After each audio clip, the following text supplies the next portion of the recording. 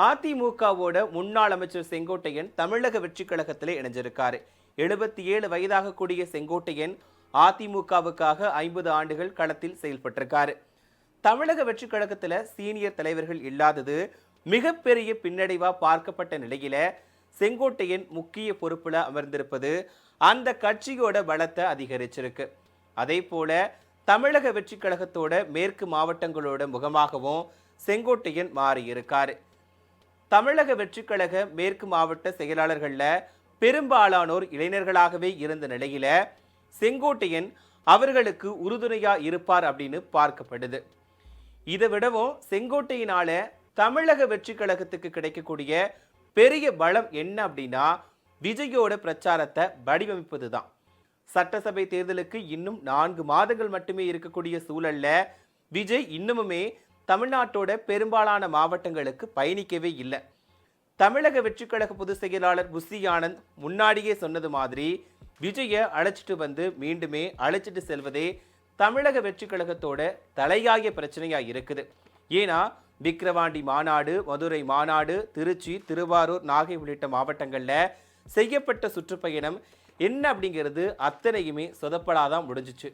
அதன் உச்சமா கரூர்ல விஜய் மேற்கொண்ட பிரச்சாரத்தின் போது ஏற்பட்ட கூட்ட நெரிசல்ல 41 அப்பாவி மக்கள் உயிரிழந்தாங்க. இந்த சம்பவத்திலிருந்து தமிழக வெற்றி கழகத்தினரால இன்னுமுமே முழுமையா வெளிவர முடியல.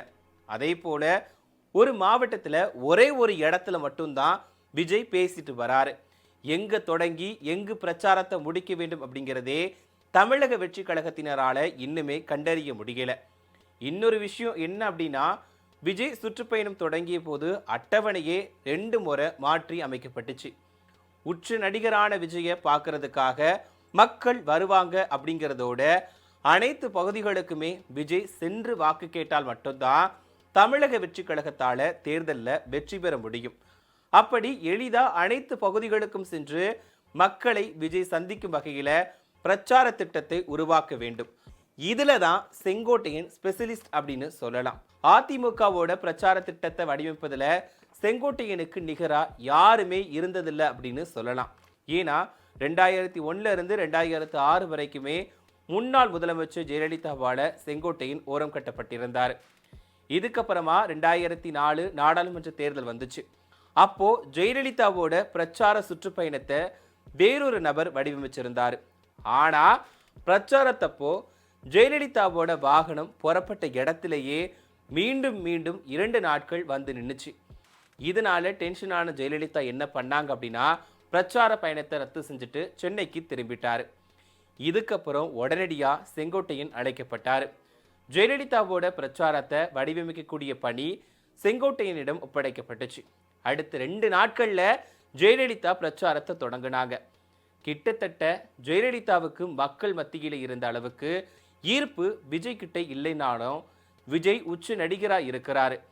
தமிழக வெற்றி கழகத்திற்கு வாக்களிக்கிறாங்களோ இல்லையோ பலருமே விஜயை பார்க்கறதுக்காக கூடுவாங்க. இதனால கரூர் சம்பவம் மாதிரியே மறுபடியும் ஒரு சின்ன தவறு நடந்தா கூட விஜயோட அரசியல் வாழ்க்கையே கேள்விக்குறிதான். இப்படியான நேரத்துல தமிழக வெற்றி கழகத்துக்கு செங்கோட்டையன் வந்திருப்பது மிகப்பெரிய ஜாக்பாட்.